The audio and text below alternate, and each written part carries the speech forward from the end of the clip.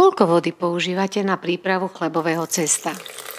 Viete napríklad o tom, že takí Taliani na prípravu neapolskej pice používajú len okolo 65% hydratácie? A pritom picové cesto je hebké a vzdušné. Koľko vody teda zamiesiť do chlebového cesta? Príliš veľa vody môže spôsobiť, že sa nám chlieb rozleje. Samozrejme, že do úvahy prichádza aj akú múku použijeme a tiež proces. Ideálny pomer vody ku klasickej chlebovej múke v ceste je okolo 70 až 75%. Ak si zoberieme príklad receptu na dobrochlieb, percento vody si vypočítame takto.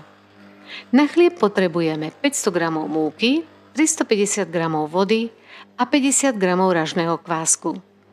Ražný kvások má zvyčajne 100% hydratáciu a teda obsahuje 25 g vody a 25 g múky.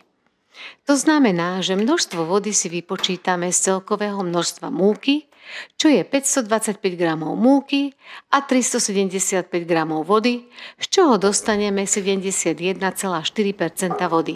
Ak si pri prekladoch mokríte ruky, tak aj túto vodu treba započítať do hydratácie. Ak sa chcete ďalšieho navýšenia vody vyhnúť, namiesto vody misku potrite olivovým olejom a tak sa vám cesto nebude na ruky lepiť.